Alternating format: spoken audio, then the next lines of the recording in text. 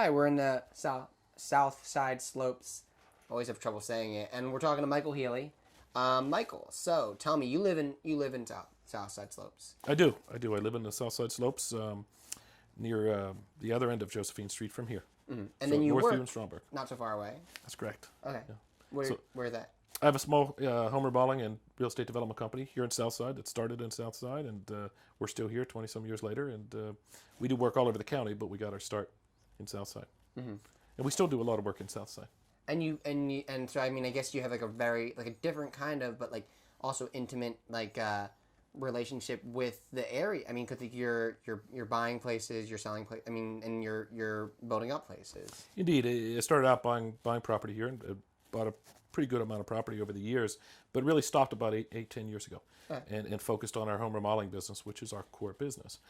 However, I'm also active in the community, and that's for probably 15, 18 years that I've been here. Been very, very active, so I do have an intimate knowledge of not only the community but the wonderful people that have made it what it is. And this community particularly, or both communities, both the slopes and the flats. Both. Okay. Both. Yeah. And so tell me about the community. Like, what makes your community special in your eyes, I guess? Well, I think the history. I think over the years, and since I've been here in '91, but well prior to that, this was a very heavily working class area. The folks that came here from Europe, from Germany and Czech and Slovakia and Poland, and these are folks that came here to work. Yeah. And so that work ethic still continues, 80 years later. Yeah. And it's I think it's evidenced by the way the homes are kept, families still being here. I married a girl whose family grandfather came over on the boat and from Poland, and the family still lives all together. We have 10 houses in our community, and we're like a little commune of our family. That's wonderful. I mean, yeah, there's not many places where you can get that kind of thing happening. Indeed. Pittsburgh is one of those places, and there's places like Southside and Polish Hill and some of the. But you're right. There's very few really great neighborhoods where you still have that family sense of ethnicity. Yeah, and I think you're right in that it probably comes from people coming over here, working in the steel mills, and working 20-hour days a lot. I mean, they work real hard. Indeed, Yeah. and that's what really has created Southside to what it is. With the steel mills and the bars and the churches. I mean, in essence, the families that come over here did three things. So, they worked, they went to church, and the guys typically went to the bars. Yeah. So you find this kind of work ethic is still in Southside Slopes, and also the way the homes are kept, and then also the history. I guess tell me, like, what about the history other than I guess like the people and the steel mills. I mean, do you find that other things still creep through, like in terms of the culture? Oh, absolutely. I mean, you still have especially some of the churches. We still have cultural events that still remind us of who this community is. The names of many of the churches are based on the saints, for example, from that country. So we still see there's still remnants of who it is, and especially with the families. There's still a good number of families that practice in the various wonderful churches, in Southside Slopes and Flats. Yeah, and I guess also there's, I mean, we were talking about the things that like stay the same, but things are also constantly evolving, of course, and especially with the Southside Slopes, things are, changing in good ways, but like not that they weren't good before, but I mean they're getting even better. I mean the community's constantly Absolutely, change is in Southside. Was one of the first neighborhoods really to embrace change. Yeah. And when you sometimes when you read the papers here or you watch the news, you get a sense that the homeowners in the slopes and the flats aren't happy with some of the change. And indeed, I can assure you that's not the case, because typically the folks that have been here, that raised their children here, welcome this change. Yeah. They understand it. They understand the risks that goes along with being a strong commercial district, and having a strong main street like we have in Southside, which is really what's kept Southside from falling off the radar like so many other river neighborhoods or industrial neighborhoods have done. And what's really, really great about that is that the folks, they embrace it. They embrace. When I came here and started buying properties and renovating them, I was embraced. I felt good. I mean, from the little old lady that would walk in and tell me I paid too much for the real estate, and then laugh about it, and now I serve on committees with her. Yeah. And it's a really nice thing, and so I think some of the media portrays this as a negative, and it's not.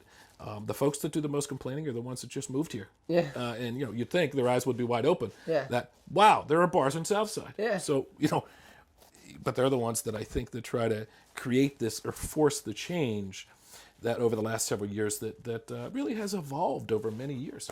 Yeah. And I guess in terms of like your home remodeling business, like what kind of perspective did that offer you in terms of like the houses that exist here? Well, the housing stock here is a pretty strong housing stock. Mostly working class, but you had a lot of job foremen and never really senior management type jobs or houses here in Southside, because those folks were over in the East End. Yeah. But you have a really strong housing stock. Again, really family oriented, so it's been maintained. Yeah. Especially in the 90s when I first was working down here, and even into 2000. So you have a sense of the folks were out sweeping their own sidewalk. Yeah. My neighbor Stanley Bekalarski, who was a matter of fact, I met my wife at his 80th birthday party. He died at 88, but in his 80s he was getting out of bed before me to shovel my sidewalk. There was a real sense of pride with Stanley, and many of the great neighbors that have since unfortunately passed on. Yeah. They've left their houses to their families, and in some cases the families have really taken care of them, and we get hired to do that work, and in some cases the families tend to rent them out, and so it's a kind of a mixed bag, but my experience with to answer your question, my experience with the housing stock. These houses were built pretty solid. And there's some great stuff here, and the improvements that we're seeing, especially over the last 20 years, have been very dramatic. As an example, I think when I first moved here, somebody told me I couldn't get $700 a month for an apartment. Well, we far exceeded that. Yeah. And but that's because it's evolved, and I think the neighborhood has welcomed that involvement. Yeah.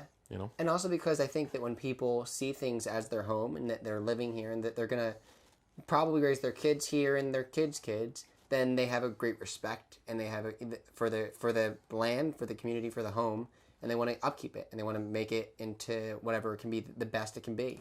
Absolutely. Yeah. So true. And those folks, they tend to get involved in the community, and so we've got some great community organizations, and I think that's the heartbeat of any urban neighborhood is, and across the city of Pittsburgh we've got great neighborhoods, and they're led typically by or challenged by neighborhood organizations, and we've had our share of great ones. I've had the privilege of serving on many of them with a lot of my neighbors, and they're great because the people get involved.